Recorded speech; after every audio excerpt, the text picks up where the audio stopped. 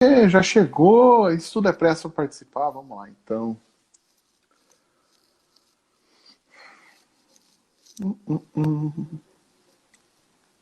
Oiê, Oi, Ale! Tudo bem com tudo você? bem? Nossa, Tudo bem. que alegria, é incomensurável estar aqui com você no dia de hoje. É uma Ah, imagina, a satisfação. alegria é minha. Tô Imagina, super feliz de falar com você. Super imagina. fã. Fã nada, por que fã? Ah, super fã. Sempre assisti você aí na TV, com a galera fazendo loucuras de física. Loucuras de física que fazem todo sentido no dia de hoje, né? Oh. Vamos falar um pouquinho de física, afinal de contas, hoje, parabéns pelo seu dia, você como representante da raça dos físicos, né? Parabéns pra gente. Ah, é, para mim Viva também, é os verdade. físicos. Hoje é o dia dos Dia do físico. físicos e das físicas. Ah, Sim. Ale, diz uma coisa. Vamos, enquanto o pessoal está chegando aí, eu queria saber de você o seguinte: foi muito difícil optar pela carreira de física? Você teve um entrave? Alguém da sua família falou: você está ficando maluca, menina? Você vai estudar física? Como você explicou isso em casa para os seus amigos? O que que você fez? Na verdade, eu queria fazer astronomia. Uhum. Quando lá nos meus 15 anos eu vi aquele filme Contato, né? E eu vi a radioastrônoma, né, procurando vida inteligente usando radiotelescópios. Aquilo foi decisivo para eu escolher a carreira, né, que eu iria seguir. Então, e também tive um professor maravilhoso de física no ensino médio. Então, as Chamado, coisas vamos foram. lá, vamos lá. Não, não esconde nada da gente e depois eu gostaria que você se apresentasse para todo mundo, porque eu já te conheço muito Ah, bem. A gente teve um papo longo antes de tudo isso acontecer, né? sim. Queria dizer que a Ale é uma amor, ela fez vários contatos importantíssimos para que o primeiro vídeo do Nós Somos a Ciência com as mulheres saíssem, né? Então, fala um pouquinho de você antes de entrar nesse assunto mais específico. Vai lá. Tá. Bom, meu nome é Alessandra Passini, eu sou uma física formada pelo Mackenzie, aí em São Paulo, Chique. e eu sou geofísica espacial, pós-graduada em geofísica espacial pelo INPE, né, Olha a que é a nossa Duília, NASA brasileira. Oi, Duília, audiência né, que é o qualificada. Instituto Nacional de Pesquisas Espaciais. A Duília também passou pelo INPE, né? Depois ela fez um doutorado na USP, eu fiz meu doutorado no INPE. Depois eu fiz um segundo doutorado na Finlândia, porque eu sou bem doida.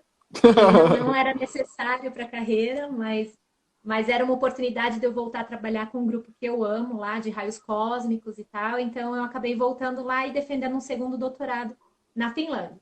Então essa é a minha trajetória acadêmica e depois virei professora, né, dei aula no ensino médio, ensino superior e na pós-graduação no Brasil, no estado, nos estados de São Paulo e Rio.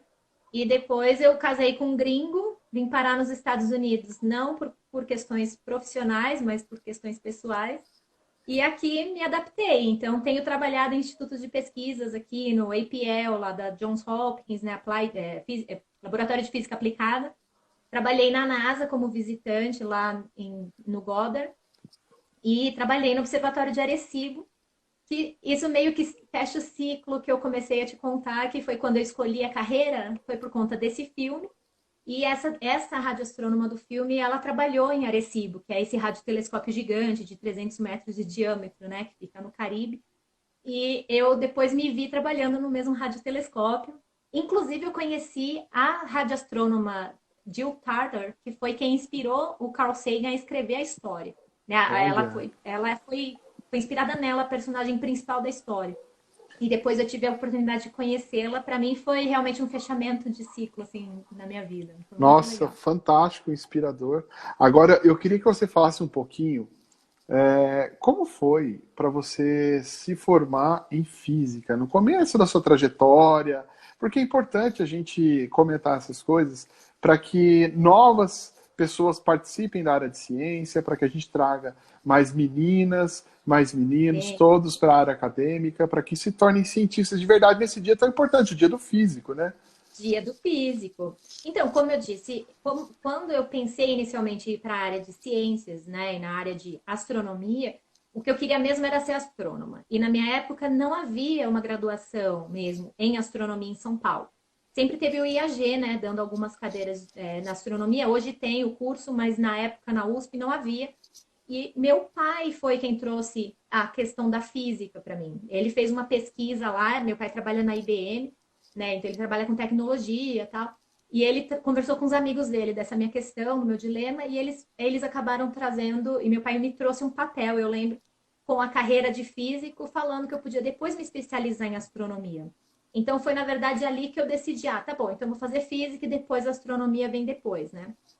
O que me fez migrar para a geofísica espacial foi o fato de que no Mackenzie eu encontrei um centro de radioastronomia e astrofísica, e aí fui tentar fazer um trabalho lá com eles, fiquei insistindo para eles me aceitarem, né, como iniciação científica no meu primeiro semestre já da faculdade, que geralmente não se aceita, né?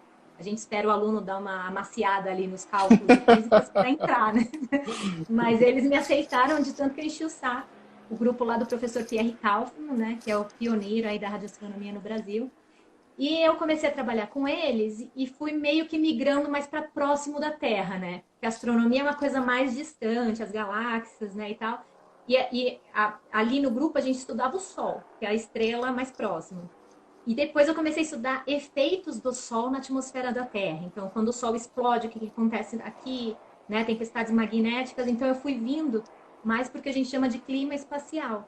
Então, essa área ela é mais assim focada e ela acho que mais bem explicada quando você tem uma visão assim da física espacial do que da astronomia, de fato. Então, e foi isso que me levou para a geofísica espacial e para a física espacial. Você sabe que quando eu optei por ser físico, né, os meus pais pouco interferiram na minha escolha, né? Isso é muito legal, porque assim, existem carreiras de escolha científica que são mais tradicionais. Por exemplo, você quer fazer medicina, se você quiser fazer engenharia, né? Até mesmo falando das ciências humanas, se você quer fazer direito, né? Pessoal, toda ciência é humana, tá? Então, eu ouvi isso de uma pessoa muito sábia aí no dia da marcha virtual pela ciência, eu vou reproduzir sempre que eu puder. Toda ciência é humana. Então, as ciências sociais, direito, economia, geografia, história, toda ciência é humana, né? Mas, assim, eu tive interferência zero na minha educação em escolher uma carreira científica. E é engraçado, porque eu queria ser geólogo. E aí, tinha naquela época o manual da FUVEST, né? Que você escolheu o que você queria fazer. Abri o manual da FUVEST, aí eu falei assim, poxa, na verdade eu queria ser geógrafo. E aí eu optei por fazer...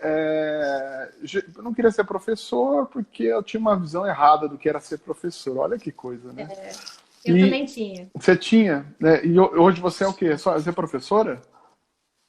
Então, aqui eu não tive a oportunidade de dar aulas, mas eu sou professora de coração e dei aula por mais de 10 anos. Mas a docência entrou durante a graduação. Mas continua contando aí de sua parte. Então, aí olha só que história louca, né? Eu queria fazer geografia, mas eu não queria ser geógrafo, porque eu não entendia direito o que era. E aí eu fui fazer geologia, porque eu gostava da natureza, estudar as ciências da natureza. Então, eu fui fazer a FUVEST, naquela época eu não tinha... Aliás, depois a gente podia falar um pouquinho sobre isso. Não tinha nem Enem, né? A minha turma foi a primeira do Enem. Mas ainda não era o Enem. Foi o primeiro Enem, eu acho. Mas não contava para entrar na... Não. Então, eu entrei em 99 na USP também. Eu entrei em 99. E aí, eu entrei em 2000. Eu fiz o vestibular em 99. Um ano depois. E olha só, eu consegui entrar na USP sem fazer uma prova da segunda fase. Então... Como? Então, é uma história muito louca essa daí. Porque assim, eu queria... A primeira opção minha mesmo, eu gostaria muito de ser médico. Só que eu ia fazer... a nota de corte de medicina na USP era muito alta, né? E sabe como que é, né? Estudante, de escola pública, aquela dificuldade toda para fazer universidade e tal, né? E eu resolvi que eu ia prestar uma carreira que fosse um pouco mais fácil de passar, né? Porque eu só teria aquela oportunidade. Então, eu prestei geologia, que também é uma paixão que eu tinha. E aí, o que acontece? Fiz a primeira fase, nota de corte maior que a de medicina. Ela era 102, eu fiz 104. E eu poderia ter passado em medicina. Mas, enfim, fiz a primeira fase, na segunda fase fiz a prova de português, na segunda fase, na geologia era português e matemática. E aí, a prova de matemática eu cheguei atrasado no dia. Sabe aqueles alunos que ficam chorando na porta? Então, Ai, ai, ai. então, Vira meme, né? não, mas não foi meu caso, sabe por quê? Eu pulei o muro da escola. É absurdo. Então, eu pulei, só que eu cheguei lá dentro e eu fui retirado da sala. Não me Não. deixaram fazer a prova. E aí a pessoa. Gente, eu não recomendo ninguém fazer isso, tá bom? Tô só colocando. Não Cheguem façam. mais cedo. Cheguem mais cedo, se organizem. É que na verdade, assim, é uma cidade do interior de São Paulo e não tem prova da FUVEST. Tive que ir para Campinas fazer. E naquele dia em particular da prova da FUVEST caiu uma chuva e o rio Capivari subiu. E ficou, alagou tudo, por isso que eu atrasei. Eu cheguei no horário, fiz tudo certinho, mas não teve jeito. E aí eu fiquei na central da FUVEST esperando dar o horário, e o pessoal lá falou assim, olha, fica tranquilo, para de chorar. Imagina quanto que eu chorei, né? Que esse ano mudou a regra da FUVEST. Se você tiver pontuação suficiente, você consegue passar, né? Aí eu falei assim, não, mentira, só falando só para eu ficar quieto, né? Dar horário, ir embora sem dar trabalho para ninguém e tal. E, de fato, eu fui embora para casa, primeira chamada nada, segunda chamada nada. Na terceira chamada, bateu, a dona da escola que eu estudava me avisou, falou, parabéns, você passou e tal. Foi uma história toda assim. E aí eu abriu a escola para mim no domingo, para segunda-feira eu ia fazer matrícula na Geofísica, que foi a segunda opção. Estudei com muito carinho. Estudei com muito carinho de Geofísica, que é a sua área, né? Aliás, a Geofísica é encantadora, né? Puxa Muito, vida. Ciências da Terra. Eu entrei na segunda fase da FUVEST. Na minha época, olha que engraçado. Eu prestei, eu sabia que eu queria fazer física, mas eu tinha uma questão com jornalismo. Eu sempre achei que também eu devia fazer alguma coisa com jornalismo. Na época eu achava que eu era meio doida, né, de pensar em duas carreiras tão distintas, mas hoje eu vejo com muito interesse a questão do jornalismo científico, Sem né, da dúvida. importância da comunicação. Mas eu prestei 3 universidades. Eu prestei o Mackenzie, prestei a USP, e física nos dois, e prestei jornalismo na Casper Libero, né? Que é a Faculdade de Comunicação Social, lá que fica na Paulista, e que era a faculdade que a minha irmã fez. E acabei passando o Mackenzie, divulgou rapidinho o resultado, né? E eu já logo entrei ali numa colocação muito boa. E na USP eu fiquei na segunda chamada. Então, quando eles me chamaram, eu já estava apaixonada pelos tijolinhos vermelhos do Mackenzie. E aí, por lá, eu fiquei. E eu tô vendo aqui vários amigos aqui físicos do Mackenzie. Eu vi o Robson à tarde, tô dando um oi. Vi uma galera do INPE entrar também. Legal. Olha, gente chique. E a Marisa Mancini também, um beijo para você. Oi, Mar, tudo bom? Legal, olha, o pessoal já começou a entrar, tá esquentando o assunto aí. Bom, continua falando então que essa parte inicial, falando sobre como a ciência entrou na nossa vida, é muito interessante, né? Eu comecei, inclusive faz parte de um dos livros seu, né? Eu comecei a levar o meu olhar para a ciência e me interessar pela ciência e ser cientista por uma luneta. Né? Olha só! Fala um pouquinho do seu livro, dos seus projetos, a gente quer saber, a gente é super curioso. Eu troquei uma luneta, eu troquei, e foi uma coisa muito parecida, porque assim, eu troquei uma bola de futebol por uma luneta. E aí comecei a olhar para o céu e ser curioso e querer seguir a carreira científica. Ah, que legal! Oi, maninha Paty, ela é mais uma física lá do Mackenzie, astrônoma, está na Espanha. Oi, Paty! E um outro astrônomo aí também, amigos internacionais aqui. O Felipe, eu vi que está lá. Sejam bem-vindos. Está na Alemanha. Na Alemanha? Olha! Esses astrônomos aí pops que eu conheço. Pois então, o livro, eu escrevi essa coleção de livros chamado Girls in Space, que é para crianças, e o objetivo é tentar trazer um pouco do conhecimento da física espacial do céu, né, em geral, para meninas ali na faixa dos 10 anos de idade. Então, é para tentar colocar histórias ali que interessem as meninas, porque ao longo da minha carreira, eu fui percebendo, obviamente, que a gente é sempre minoria, né? As mulheres, por que né, você acha que isso acontece? Bom, assim, eu acho que a física já é um curso que foi, né, fechando e foi ficando pequeno pela falta de interesse na docência. Eu acho que começa daí também, né? A gente mesmo não pensou, eu não pensava e, na verdade, eu me ofendia quando as pessoas, durante a graduação, as pessoas perguntavam o que eu fazia, eu falava física. A pergunta era sempre, você quer dar aula? O que você quer fazer, dar aula? E eu achava que era um absurdo, porque eu não queria, eu não me via professora. até o dia que eu tive que fazer estágio docência, porque no Mackenzie, no meu ano, eles ofereceram licenciatura e bacharelado junto. Então, eu fazia aulas até os sábados de didática, psicologia da educação, essas áreas mais da licenciatura, né? E eu consegui pegar os dois diplomas e a gente tinha que fazer o estágio docente, né? E eu fui na mesma escola que eu estudei no ensino médio. Então, eu fui lá com esse professor querido, né, professor Márcio, e e fui dentro da sala de aula com ele. Foi ali que eu me apaixonei pela sala de aula. Então eu comecei a ver os bastidores da escola, né? Como era legal a preparação da aula e tudo que o professor conseguia, quando ele conseguia passar o conteúdo, né? Então ali eu realmente me apaixonei pela docência. E aí logo no comecinho da minha carreira, porque eu tive muita sorte em vários momentos, mas assim, quando eu entrei na pós-graduação, aumentava a bolsa. Eu entrei num período que eles reajustavam bem no ano que eu ia começar, o mestrado reajustar. E aí também, no ano que eu entrei no doutorado, entrou uma lei lá que permitia que alunos do CNPq dessem aula, né, ou formalmente, porque até então os bolsistas de pós-graduação não poderiam dar aula, né? E no ano que eu entrei, podia dar aula em centros federais, né, de ensino superior e tal. E eu entrei como em ensino técnico. E eu entrei como professora substituta, tudo dentro da lei, num Cefet, na época era Cefet, hoje é Instituto Dei Federal, muita lá aula do pro Rio de Janeiro. Cefet, sabia? Eu Amo dava, o dava aula Cefet, do eu amo. Cefet, pro Cefam, dava aula para ensino de ciências na prática, né? Então, putz, eu tenho o Olha maior que orgulho. legal. É, Eu muito tenho o maior legal essa orgulho também época. de ter passado por lá. E eu era um curso, era uma escola voltada para ensino técnico de química, porque os alunos saíam para a indústria, né? Para a indústria de petróleo e gás e tal. No Rio de Janeiro é muito forte, né? A Petrobras e tal. E eu comecei, quando eu entrei porque um professor saiu para fazer pós-doc em astronomia. O cara era astrônomo, é um amigo meu. E ele começou a treinar os alunos e a preparar os alunos para a Olimpíada Brasileira de Astronomia. Então, eu segui o que ele tinha iniciado. Eu assumi as turmas quando ele saiu, e aí foi ali que eu vi o poder da luneta, né? O poder do céu, porque aqueles alunos, em teoria, não seriam interessados nem em física, muito menos em astronomia, não tinham muito contato com aquele conteúdo. E foi naquele preparatório do OBA, né?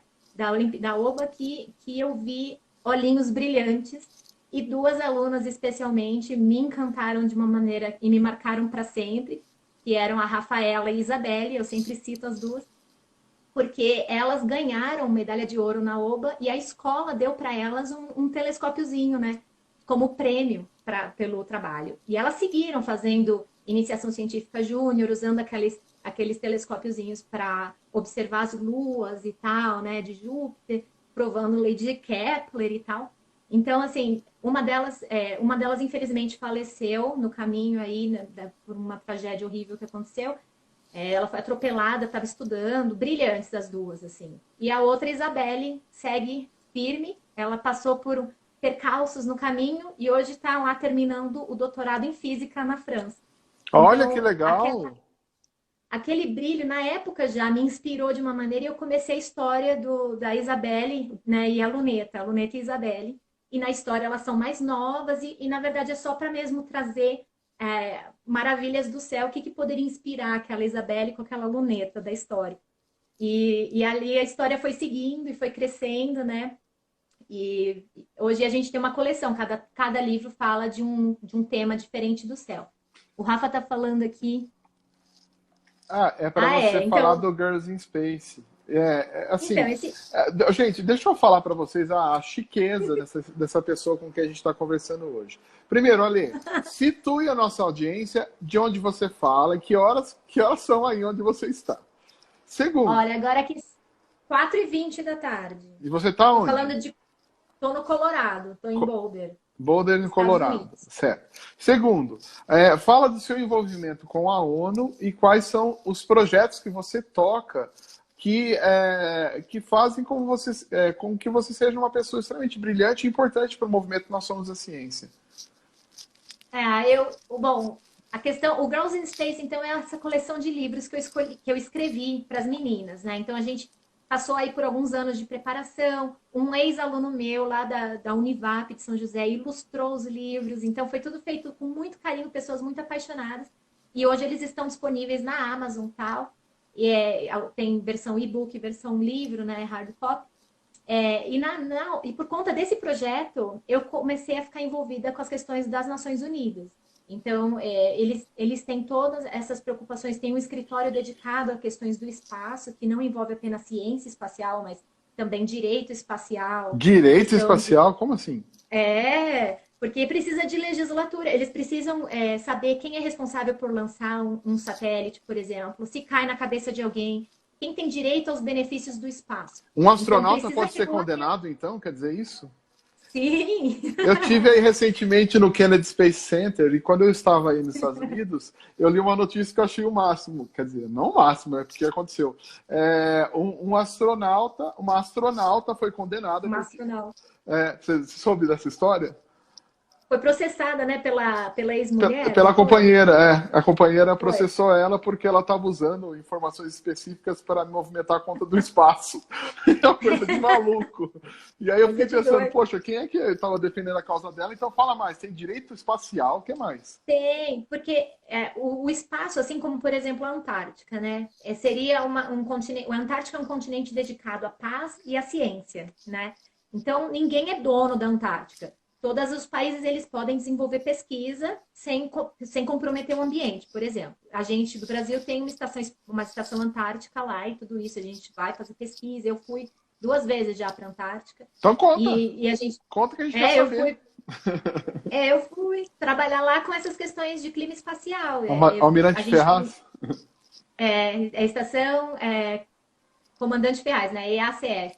Almirante Ferraz é a embarcação que vai para lá, é isso? Não sei, porque eu quis... Não. Na USP eu fiz o curso de oceanografia que ia para lá, mas aí eu acabei não indo. Eu fui no navio Ari Rongel na época. Hoje em dia tem um outro nome, é um outro navio que quebra gelo lá. Mas a gente tem uma operação, né, de atividades de pesquisa.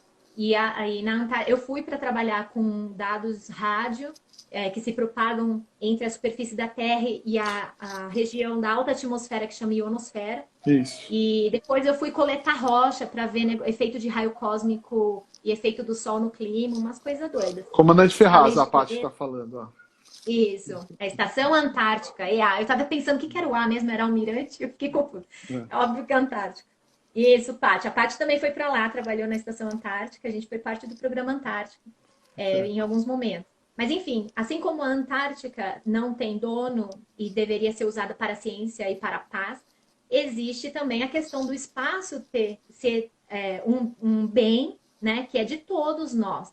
Então, não deveríamos ter donos do espaço, né? A gente também deveria usar o espaço para benefício da sociedade, da comunidade, e não para guerras, por exemplo. Por isso que essa questão também aí que o Trump está implementando, né, essa questão aí para criar, por exemplo, fazer como eu estou esquecendo o português. Uma barreira de defesa. O Army, né, o Space Army, aí, como chama? Exército espacial, alguma coisa assim. Pois isso daí vai contra o que as Nações Unidas promovem, né, porque a gente tem que usar para benefício e para paz. Sim. E aí entra uma questão muito assim de diplomacia, de relações internacionais, né? De como a gente pode apoiar países em desenvolvimento. Então, precisamos de advogados na área espacial. A gente precisa de arquitetos na área espacial. Olha, pessoal, estamos abrindo vagas novas para trabalharem no espaço. Não precisa ser só astronauta, né? Não precisa ser só astronauta e não precisa ser só cientista, né? Então, eu sou uma cientista, né? Trabalho fazendo pesquisa, observando o sol, o vento solar e tal, e trabalho nessa área porque eu sou uma curiosa desse tema e gosto de tentar entender o processo, mas existe Space Force. Obrigada, Marcos. O Marcos também é lá do INPE, o doutor está trabalhando na NASA. Boa! Space Force. Então, isso é uma coisa que vai meio contra, né? Então, existe todo esse debate e as Nações Unidas é um organismo de consenso, né? E que fica acima dos governos, né, específicos. Então, seria mesmo para tentando promover uma coisa meio global, né? Agora... E eles também trabalham... Desculpa, só para citar, porque eles sempre tentam fazer as ações voltadas para o desenvolvimento sustentável. E é por isso que eles gostam do meu projeto, porque o meu projeto sempre está tentando alinhar com isso. Então, um dos objetivos de desenvolvimento sustentável é a igualdade de gênero. Então, como os meus livros focam em tentar resgatar essas meninas que acabam se desinteressando por ciência na faixa dos 10 anos, né, que é quando a gente diz que o abismo começa entre a desigualdade de gênero começa na ciência, é quando as meninas começam a se preocupar muito com o que os outros pensam delas, começam a achar que não é coisa de menina, né? Socialmente a gente escuta essas coisas. Então, eu estou tentando focar nessa faixa etária para manter essas meninas interessadas e que elas consigam permanecer interessadas até o momento de escolher a carreira. Eu tenho certeza que você está conseguindo. Os seus livros são incríveis. Não, tenho certeza. Aliás, você tem um trabalho incrível, continue sempre e conte com o apoio nosso sempre também. Agora, deixa eu te perguntar uma coisa. O que o físico faz? Tem muita gente que me pergunta isso. O pessoal acha que é educação física. Pessoal acha... Essa é a pergunta que a gente mais escuta na graduação, né? Eu faço física, educação física. Não, Então, o que um físico faz? O que ele pode fazer? E quais são as mudanças que ele pode propor para o mundo? Ale, você pode ajudar a gente a esclarecer isso para a audiência?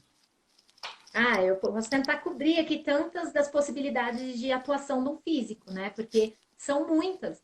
A gente, assim, acho que fundamentalmente o físico é o cara que tenta entender a natureza. A gente tenta entender a parte da natureza que não é viva, né? Tipo, a gente não é um biólogo tentando entender o organismo, né? Que está ali. A gente tenta entender os processos que existem na Terra, né? Existem na atmosfera, no espaço. Então, por que é importante entender tudo isso? Porque a gente consegue prever fenômenos, por exemplo, a gente consegue se proteger de coisas e a gente consegue desenvolver tecnologia que a gente usa tanto hoje na vida, né? Então, na minha área, por exemplo, de clima espacial e física do Sol e tudo isso, eu inicialmente pensava que era uma coisa muito distante, né? Estou estudando uma coisa que não tem muito contato, mas se você parar para pensar, o Sol pode ter uma explosão que perturba a sua atmosfera de uma maneira que talvez a gente um dia consiga prever melhor, e isso faz com que interrompam todas as comunicações que a gente tem hoje via satélite. Porque tudo que vem de satélite atravessa a atmosfera da Terra. Então, qualquer perturbação na atmosfera faz você perder sinal do telefone, faz seu GPS perder resolução, faz a tua TV via satélite perder sinal. Então, às vezes, tem aí uma tempestade solar e aí dá um sinal lá, perdemos a comunicação por explosões solares ou por perturbações solares. Aí meus amigos sempre me mandam, é verdade, é verdade. E é verdade. O sol Olha só, eles estão querendo desconto, é isso? Eles querem saber se é verdade, porque é uma coisa meio estranha. Como assim, um efeito no sol, né? Mas é verdade. E assim, hoje a nossa civilização depende, é uma civilização tecnológica. Tudo que a gente faz depende de tecnologia. E a tecnologia depende do ambiente no qual a gente vive. Então, na física, a gente também desenvolve material novo. A gente estuda biofísica, que é, por exemplo, que tipo de instrumento a gente pode usar para entender melhor o nosso corpo, né? Como que a gente pode operar isso? De que maneira essas radiações fazem mal para a gente? A gente estuda física do espaço, como eu faço. Pode ser na área de geofísica mesmo que você inicialmente fez, né? Que é entender todos os processos da Terra. Então, tudo isso é a atuação do físico. E tem a questão mesmo da física médica, né? E da física matemática. Hoje em dia tem muito físico aí também modelando, por exemplo, a questão da pandemia, né? A evolução da curva. Tem físicos da Sociedade Brasileira de Física trabalhando nisso. Oi, Pri. Tem gente lá da NASA também falando comigo aqui. Oi, Pri, Amigos tudo bom? da Antártica. Nossa, global a nossa live hoje. E tem na página da Sociedade Brasileira de Física, eles têm um espaço lá que são físicos e o Covid-19. Então, está falando todos os trabalhos dos físicos brasileiros no estudo da pandemia, né? E como que eles estão atuando. Então, é bem interessante visitar lá, porque vocês vão ver que a gente pode atuar na parte de modelagem mesmo, na parte estudando mesmo a propagação do vírus e tudo isso. Então, é muito abrangente. O físico não é só para dar aula, é isso? Não. E tem a parte da licenciatura, né? Que como se fosse pouco, né? Que é como se fosse pouco. Que é muita coisa, né? Então, eu acho... eu vejo quando me perguntam da física espacial, para mim, a física e o espaço, eles têm que servir como inspiração para a humanidade, né? Para a gente ter motivação de estudar e entender o ambiente que a gente vive. Como Marie Curie provavelmente disse aí, né? E é uma frase atribuída muito a ela, que não há nada a temer, né? A gente tem mais é que conhecer as coisas em volta da gente. Sem Então, dúvida nenhuma. eu sempre, no fim das minhas palestras, eu sou meio revolucionária, eu sempre grito lá, conhecimento é poder. E é poder, a gente tem que se apropriar do conhecimento, a gente não pode se contentar com explicações pseudocientíficas e ciência não é para se acreditar, né? Ciência é uma coisa que não independe da sua crença, né? Então, eu gosto do conhecimento científico. Então, exatamente, é muito importante a gente, o que você falou é extremamente importante, que conhecimento é poder. Eu vi uma frase do filósofo Mário Sérgio Cortella, educador também, que eu gosto muito, que ele disse que com a internet, com os meios de comunicação mais, digamos assim, democráticos, que eles são extremamente importantes, né? Mas, assim, a gente vive na era do eu acho que, né? O eu acho que é totalmente contra a ciência, né? E a ciência não é o eu acho que, porque o cientista tem uma responsabilidade imensa em trazer a resposta do que a observação da natureza nos propõe. Então, o eu acho que fica de fora dessa discussão, né? E, da mesma forma que você disse, um povo que conhece, um povo que sabe, ele consegue se proteger de uma pandemia. Se alguém vem propor um medicamento que esse povo deve tomar sem conhecimento científico, esse povo vai contestar essa pessoa, pelo menos. Aliás, eu sou uma pessoa muito chata. Quando eu vou, por exemplo, no médico, não é coitado do médico, mas eu tento entender por que eu estou tomando tal medicamento, por que eu tomo tal dosagem, por que ele está me dizendo aquilo outro. E se eu não concordo, muitas vezes eu tiro uma segunda opinião. Eu não passo na farmácia e tomo um medicamento que ele me indicou e acabou. Né? Pois eu acho que a física faz esse benefício para quem entra nessa área. A gente é treinado a ser racional, né? E a gente é treinado a observar as evidências. A gente trabalha com evidência, que a gente não trabalha com achismo. O Felipe Alves aí, o astrônomo, meu amigo, radioastrônomo também, ele está mandando aqui a era da pós-verdade. Estamos vivendo uma negação científica, né? Mas então, por quê? Por quê? Porque é mais fácil você afirmar a ignorância? É isso que não entra na minha cabeça. Assim, como como o conhecimento foi destruído, a gente passa por um tempo em que o não saber parece que é mais importante do que o saber. Então você... Eu acho que não é mais importante, ele é mais acessível. Então... A questão é, as pessoas hoje, pelo fato do pensamento científico, né, não ter sido muito ensinado e validado, e também não existe muito valor, né, nessa questão do cientista, do professor. Então, as pessoas não são treinadas a questionar. A gente também, por muito tempo, o sistema educacional não nem permitia ao aluno questionar as coisas, né? Era decoreba aquilo e pronto. É você olhando para a cabeça da frente sem questionar. Se quiser falar, levante a mão. Você não pode questionar. E eu acho que... Por quê? Porque o professor se sentia, muitas vezes, desrespeitado, né? Como assim um aluno me questionar, né? Então, a gente dessa nova geração, eu acho, a gente não tá tão nova geração, mas a gente ainda é... Como assim, Ale? Como assim? Sei lá, tô aí, né? Subindo, né? Quase para os 40, né? Tá, vamos lá. Mas eu acho que a gente já vem numa outra visão de ensino, né? Então, assim, temos trabalhado com o questionamento e estimulado esse pensamento crítico, né? Então, o que acontece? Hoje em dia ainda tem muita gente que não quer ouvir uma explicação, ela quer ouvir um eco daquilo que ela já achava, entende? Se a tua explicação for contrária àquilo que ela achava, ela vai ficar muito hostil com você e ela vai se fechar. E eu acho que a postura que a gente tem na academia, né, dentro das universidades e tal, ainda das gerações mais antigas, é muito ego, né? É muito cacique para pouco índio. Então, é muito técnica, né? Eles não abrem muito espaço. acha muito chique falar coisas que ninguém entenda.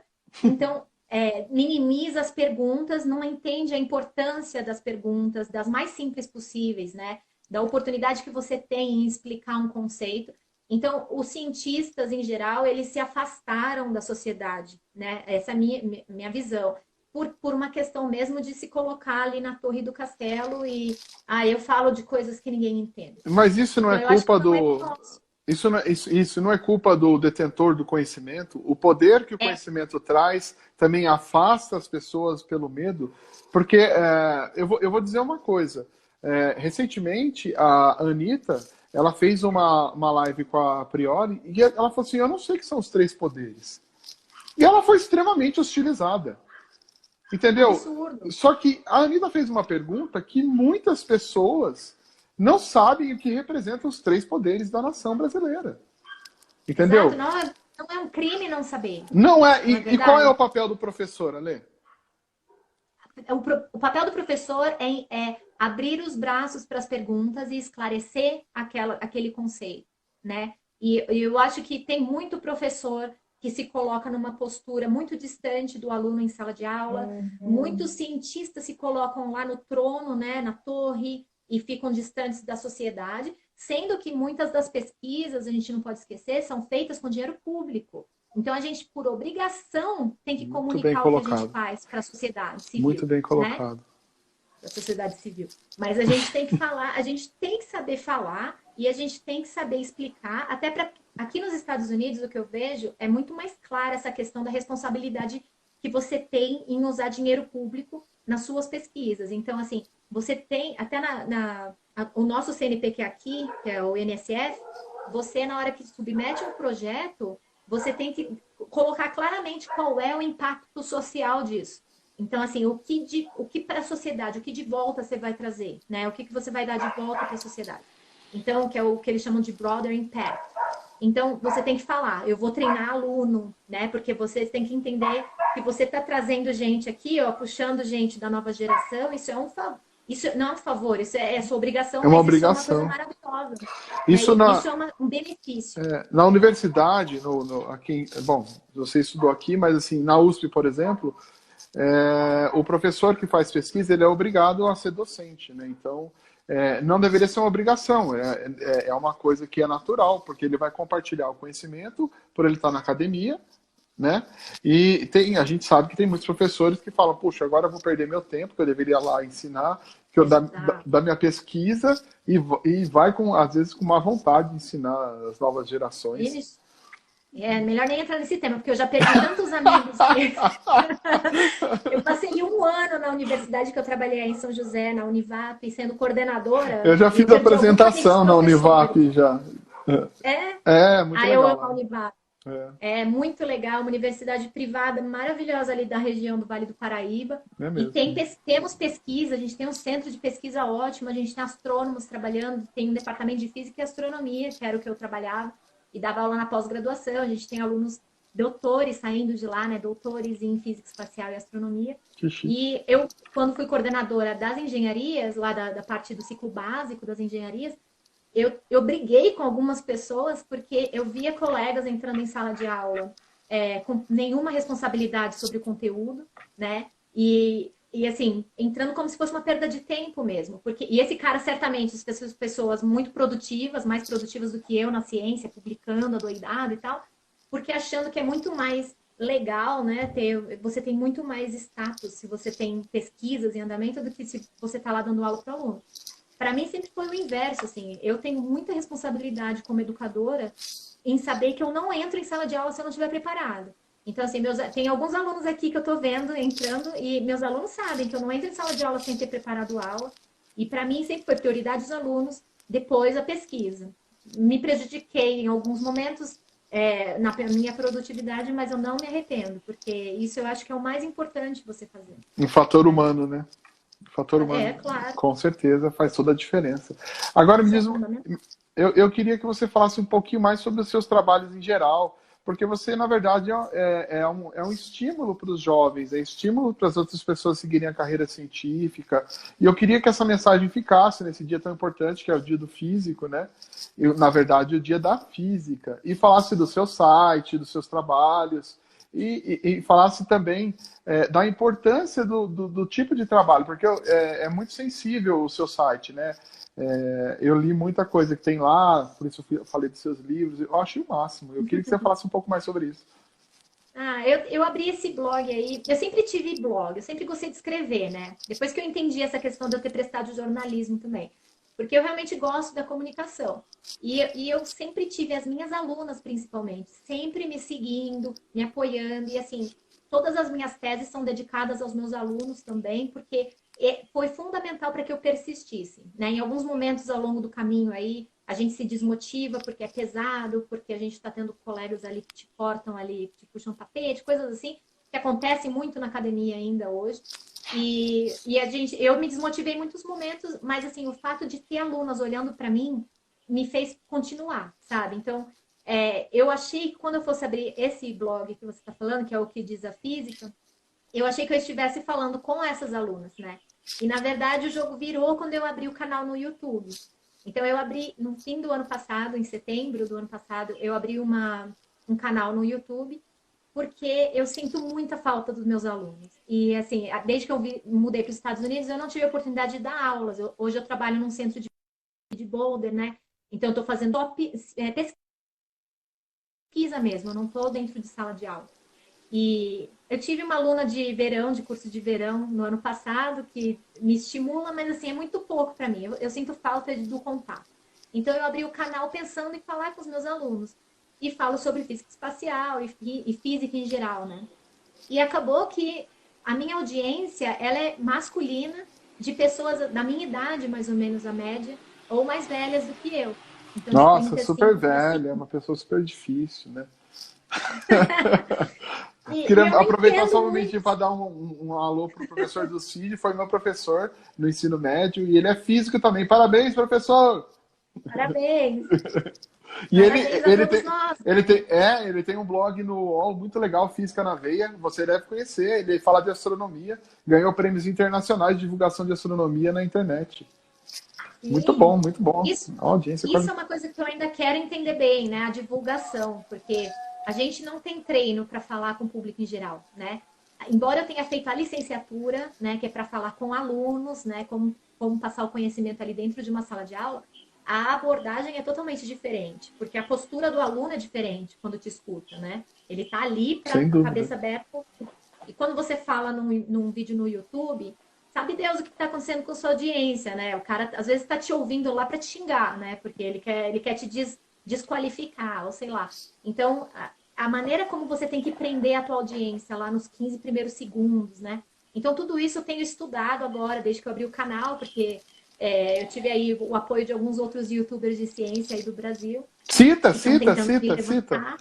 Sim, Felipe Raime, né, do Oh, Café abração. com Ciências, e Adoro ele. a Rafa Lima, que foi minha aluna lá na UERJ, e hoje ela é uma youtuber aí gigante, mais ciências também dela. Rafa Lima, olha o seguinte, eu vou chamar a Rafa atenção Lima. sua. A gente chamou você para participar do vídeo Nós Somos a Ciência e você não deu a mínima pra gente, mas não tem problema, a gente vai continuar chamando. Não, ela tá no primeiro vídeo, ela tá. Ela Ah, fez no... uma participaçãozinha pequena. No primeiro, no outro eu não sei. não, verdade. Desculpa, não é ela, não. A Rafa Lima tá na Não é Itália e ela, não. participou. Pode falar. É. Continua. Não, a Rafa Lima participou do vídeo mas agora ela, depois que entrou a questão do trabalho de escola em casa, É, ela tá assim, né? Porque ela dá aula no Rio de Janeiro, então ela tá é. lá trabalhando com os alunos dela, então tá super, mas ela tá lá postando vídeo no YouTube. E esses YouTubers me deram a mão. O Schwarza também ajudou a levantar meu canal, então assim, a gente tá lá com quase 5 mil inscritos. O que Galera que ajudar a tá levantar? assistindo aí Explica aí. é fazer dar um anúncio, olha, gente, tem esse canal. O Jaime, ele fez um react do meu vídeo. Ele assistiu um vídeo comentando o meu vídeo e mandou a galera se inscrever. Então, muitos dos meus inscritos vieram do Felipe Jaime por conta disso. Que legal. E, Muito e o nobre. Schwarza, no meio lá de um vídeo dele, ele falou, ó, tem esse vídeo da Alessandra, né? A Alessandra tá com um canal novo, dei uma passada lá. Então, eu tenho uns picos, assim, de inscritos no meu canal que foram logo depois desses vídeos. Não, a gente vai ajudar E a também, gente fica tá tranquila, crescendo. vamos fazer Eba, também. vamos fazer uma collab. Demoredes. Eu ainda tô aprendendo essas coisas de YouTube, né? Tô tentando entender as metas. Eu acabei de monetizar meu canal, porque a Olha! gente acha que quem é youtuber já ganha dinheiro. Não é verdade. Assim, você tem que ter um Não. número de horas de visualização, né? Que são 4.000 Sim. horas, 1.000 inscritos. E eu virei essas 4.000 horas agora, semana passada. Mas Então, mesmo assim é bem pouquinho, né? Não dá nem pra gente é bem reinvestir no pouquinho. próprio Eu devo canal. ter, tipo, $1 até hoje. É, o pessoal acha que Mas, descobriu tudo aí, mas não é nada, não é pouca coisa. não. É um Mas a trabalho gente está árduo, é árduo, mas é muito importante, viu, né? importantíssimo. Eu fico feliz de ver que o pessoal está visualizando e que a gente está discutindo questões, abordagem da física, porque o que eu falo lá, o que diz a física é É. qual seria a abordagem da física em relação a diferentes tópicos. Então eu falei lá de luzes no céu, coisas assim, o que são aqueles meteoros, né, e tal. E astrologia, né? A gente também fala a visão da física disso. Me diz Então, uma coisa, como você lida com os haters ou com uma pessoa que tem uma visão pseudocientífica, quando vai lá e faz um comentário dentro dos seus vídeos? em geral, quando a pessoa vai lá e escreve, "Essa é uma farsa da NASA, né? Gado da NASA, sei lá, qualquer coisa assim, Gado eu da nem NASA, respondo. tem também isso? Tem, Gado né? da Acha que a NASA? gente é doido. Gado da NASA, né? Essa é Tem nova, gado eu não da sabia, NASA, não. porque a gente acredita que a Terra não é plana, né? Que a gente acredita nas imagens da Voyager, né? Anyway, Ah, aham. mas eu não respondo. Por Essa quê? última semana eu não respondo porque eu não quero entrar nesses debates com a pessoa que está ali me xingando. Ela não está me perguntando nada. Ela só está tirando a minha credibilidade. Agora, na semana passada, eu postei um Ó, não, vídeo. eu vou te falar uma coisa, ela não tá tirando sua credibilidade, ela tá perdendo a dela. Não, mas ó, semana passada eu postei esse vídeo falando sobre essa questão que está rolando no WhatsApp e no Facebook, dizendo que a radiação ultravioleta do sol mataria o coronavírus e que a gente não deveria ficar em casa por conta disso, a gente devia estar na rua. E falando que a curva do Brasil subiu por causa da estação do ano que mudou e tal. Então, eu Mas achei que era peraí, só importante. uma coisinha, uma pergunta científica para a nossa audiência qualificada. No outono, a Vamos. radiação ultravioleta não é maior? O que acontece o que eles dizem nessa teoria é que por conta da inclinação da Terra, porque a gente saiu do verão, né, e está entrando agora e que entrou no outono, então que a inclinação dos raios vai atravessar maior quantidade de atmosfera e vai filtrar mais a ultravioleta, então que por isso subiu a curva de número de casos no Brasil. E aí eu fui lá e tive todo um cuidado de fazer um vídeo explicando por que o ultravioleta do sol não ajudaria a gente a se esterilizar, né? Porque, na verdade, a faixa do... Existe, de fato, a faixa que a gente chama de UVC no ultravioleta, Tem um ela, range de fato, pode... específico.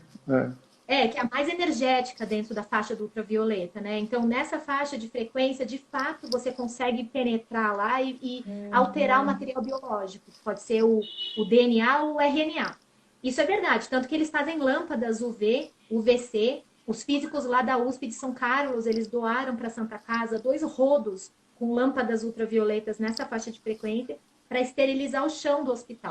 Bom, mas aí é chão, né? Mas aí é chão, Exato. Porque, na equipamento. verdade, essa faixa não passa pela nossa atmosfera, para começo de conversa. Então, o Sol, de fato, está chegando essa luz do Sol nessa faixa de frequência, mas ela não passa pela atmosfera da Terra. Ainda bem, né? Então, não adianta. Ainda bem. Por quê? Porque entra também no nosso DNA. Então, isso seria inóspito para a vida, né? Então, e por que a gente não pode comprar uma luz ultravioleta lá na Amazon e usar na gente, né? Porque isso vai promover e aumentar o risco de câncer de pele.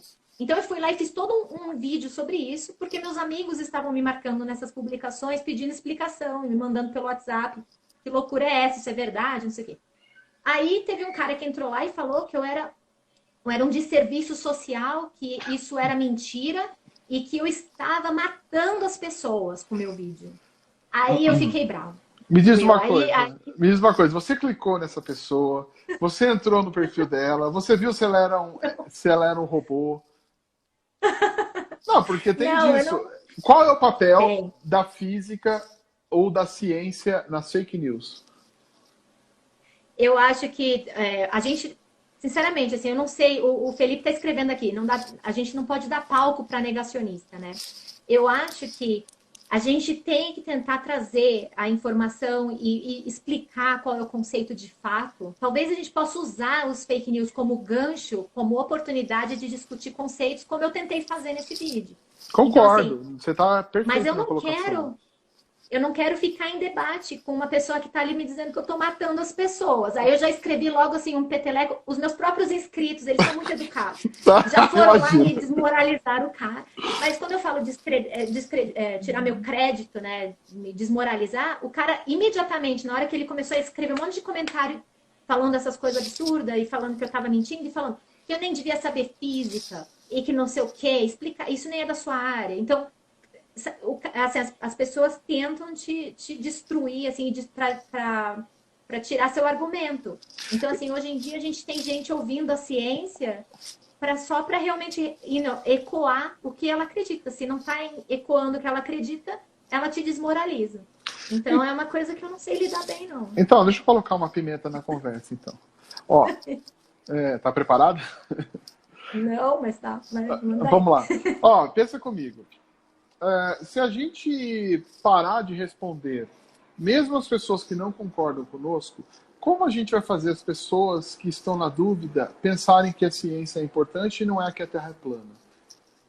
Né? A gente tem um papel fundamental de como professores ou como pessoas que têm conhecimento técnico-científico, de continuar colocando sempre, mesmo com pessoas que não são delicadas ou não usam as palavras e os comentários no local correto, de nos posicionarmos. Porque, assim, como eu te disse em outras oportunidades, a internet se autorregula.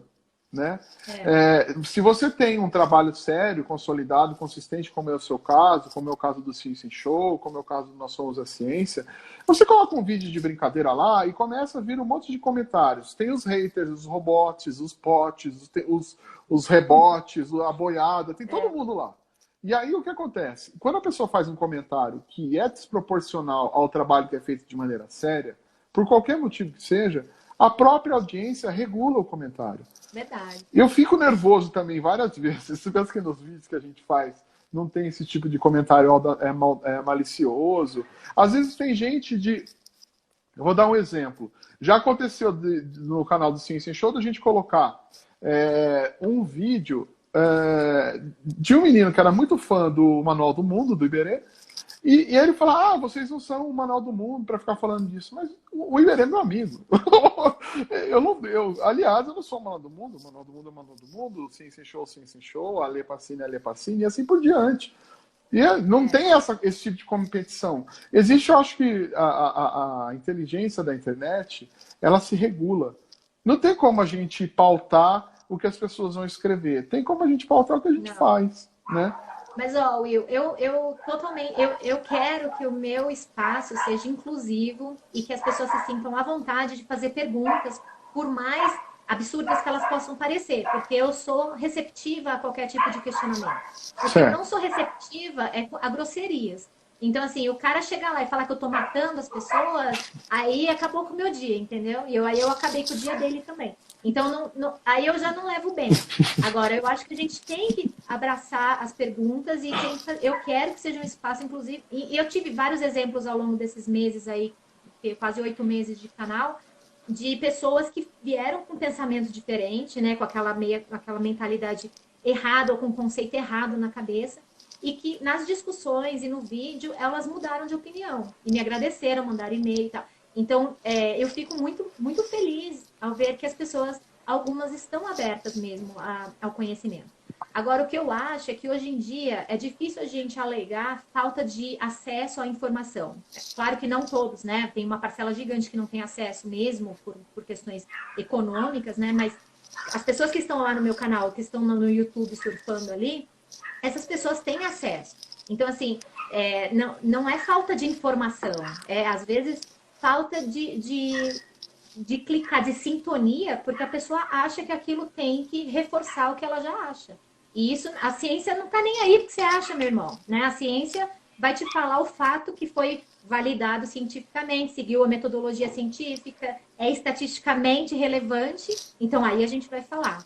Eu vi um tweet do Átila falando sobre isso, porque as pessoas pedem para ele comentar tudo, né? O Átila que está aí bastante em destaque por conta do coronavírus e tal. E ele falou, eu não comento questões que não são publicadas cientificamente, eu não vou entrar nessas discussões. Porque, que ele não vai ter nem tempo de fazer esse tipo de contra-argumentação a toda loucura que aparece. Não, Né? realmente, tem razão nesse ponto.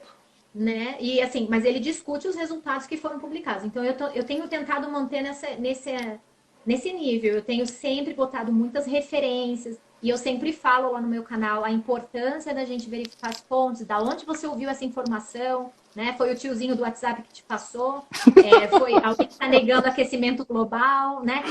Quem é seu youtuber de 16 anos que está negando as mudanças climáticas? Então, que credencial tem essa pessoa, né? Agora, quando eu falo essa coisa credencial, já me bate também essa falta essa desconexão entre a gente, né, da ciência com a sociedade. Não precisa ser um cientista para falar com um cientista, né? A gente tem e-mail, a gente tem rede social. Entra e pergunta, né? Me manda aí pela mensagem, pelo direct do Instagram. Manda se você tiver alguma dúvida. De novo, voltando para a Sociedade Brasileira de Física, eles criaram uma plataforma que chama Verifísica, na qual você manda o link da notícia estranha que você achou aí, e os físicos da Sociedade Brasileira vão fazer um parecer para você, totalmente validado ali. Então, assim, não é uma questão mais de falta de informação, entende? Entendo. Ale, a nossa live está chegando ao fim. E eu queria que você desse seus recados. Bom, pelo menos apareceu uma contagem regressiva aqui para mim que eu acho que vai derrubar a gente. Mas de qualquer... nunca tinha visto isso aqui acontecendo, mas enfim. Considerações finais. Queria muitíssimo agradecer. Eu acho que a gente falou tanta coisa boa, tanta coisa bonita, que ficou para a posteridade, né? Vai estar gravado no nosso Insta, vou colocar no Face, disponibilizar o material para todo mundo. O papo tá mega massa e interessante. Com certeza vamos marcar próximas? Vamos marcar próximas. Espero que a gente faça aí uma collab aí no YouTube também. Vamos. E eu só quero avisar as meninas, principalmente, que tem